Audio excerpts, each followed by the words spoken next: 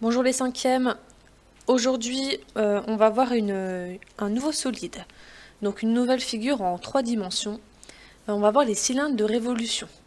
Donc on va voir comment obtenir un cylindre de révolution sur GeoGebra. Donc sur GeoGebra, moi ici en fait j'ai tracé, vous voyez il y a un axe et un rectangle. Alors ici on dirait que c'est un petit peu un carré. Voilà, on va le faire comme ça. Et en fait, le principe, c'est qu'on va faire tourner ce rectangle autour de l'axe ici.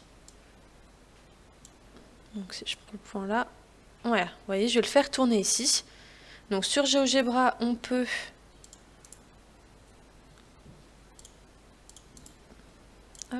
voilà, faire comme ça tout doucement.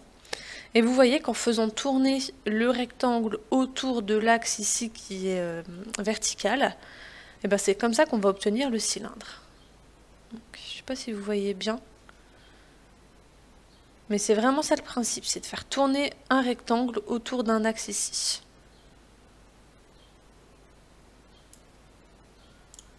On peut voir aussi le cylindre de révolution un petit peu de la même manière qu'on a vu le prisme. Vous savez, le prisme, on avait à la base un polygone qu'on a monté. Là, au lieu d'avoir un polygone que l'on va monter, on a un disque. D'accord? Donc de disque, de rayons, ce qu'on veut. Et en fait, on va monter ce disque, pareil, tout droit, comme le prisme. Et c'est comme ça qu'on obtient un cylindre. Voilà, c'est les deux façons de voir. Dans tous les cas, un cylindre de révolution, ça possède 3 faces.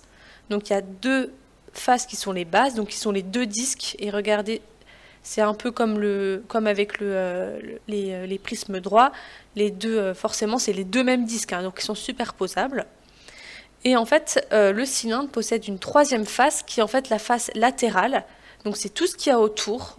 On dit que c'est une surface courbe. Hein, ça va pas être comme les mêmes faces qu'avec les prismes.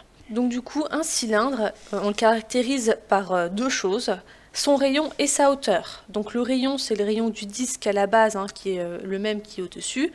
Donc ça dépend ici du rayon qu'on a pris, soit un petit rayon, soit un très grand rayon. Et la hauteur, ici, ça représente la longueur BA. Donc savoir ici, tout simplement, la longueur BA. Par exemple, moi ici, ma longueur BA, c'est de 9 cm. Le rayon, c'est de 2,5 cm. Donc là, on a un cylindre de révolution, de rayon 2,5 cm et de hauteur 9 cm.